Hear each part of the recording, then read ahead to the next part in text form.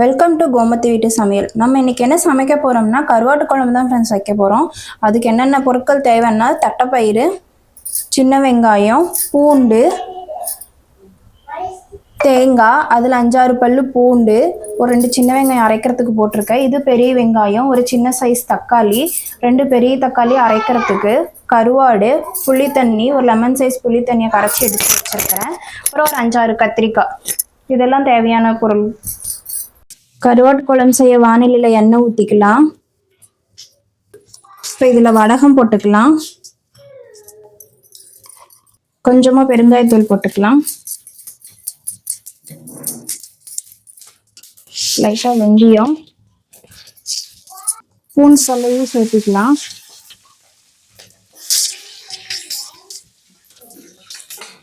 ஒரு 10-15 சின்ன வெங்காயம் அரிஞ்சு வச்சிருக்கோம் ஃப்ரெண்ட்ஸ், அதையும் சேர்த்துக்கலாம்.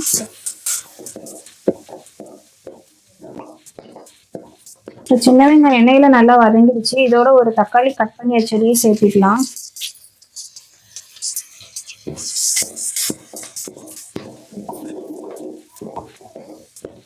இப்போ தக்காளி நல்லா மசிஞ்சிருச்சு ஃப்ரெண்ட்ஸ். இந்த ஸ்டேஜில் நம்ம கத்திரிக்காவை போட்டுக்கலாம்.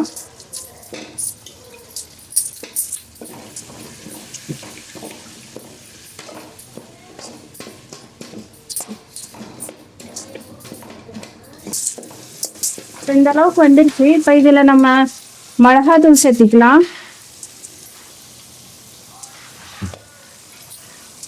கொத்தமல்லி தூள் சேர்த்துக்கலாம்.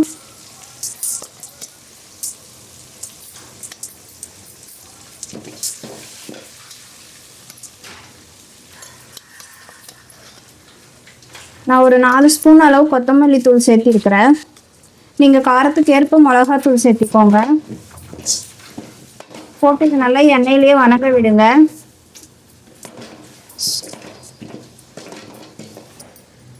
இப்போ இதில் நம்ம எடுத்து வச்சிருக்கிற புளி தண்ணியை சேர்த்துக்கலாம்.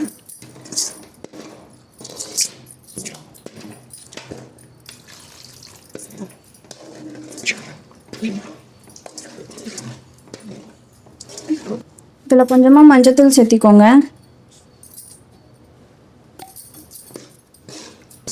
இந்த புளி தண்ணி கொதிச்சு கொஞ்சம் கெட்டியாகி வரட்டும் ஃப்ரெண்ட்ஸ். இப்போ பாருங்க ஃப்ரெண்ட்ஸ், நல்லா புளி தண்ணி கெட்டியாகி கொஞ்சம் எண்ணெய் நல்லா பிரிஞ்சு வருது பாருங்க. இந்த ஸ்டேஜில் நம்ம தேங்காய் அரைச்சி வச்சிருக்கிறதையும் நம்ம எடுத்து ஊற்றிக்கலாம். தேங்காய், வெங்காயம், 5-6 பல்லு பூண்டு, வெங்காயம், ஜீரகம், வெந்தயம் எல்லாம் போட்டு அரைச்சி வச்சிருக்கேன் ஃப்ரெண்ட்ஸ். அது இதோட சேர்த்திக்கலாம். உங்களுக்கு தேங்காய் வேணான்னா போடாமல் கூட விட்டுறலாம். எனக்கு நான் குழம்பு கொஞ்சம் நிறையா வேணுன்றதுனால தேங்காய் போட்டிருக்கிறேன். இப்போ இதில் தேவையான அளவு உப்பு போட்டுக்கலாம்.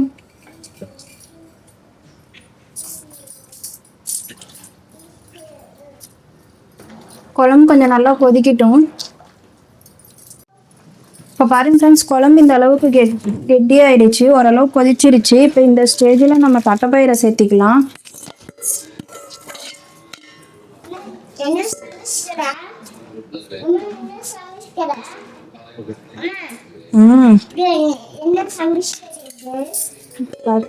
கருவாடு குழம்பு. தட்டைப்பயிறு போட்டு ஒரு கொதி வரட்டும் ஃப்ரெண்ட்ஸ். வந்தோடனே நம்ம கருவாடை சேர்த்திடலாம். இப்போ இந்த நம்ம கருவாடையும் சேர்த்திக்கலாம்.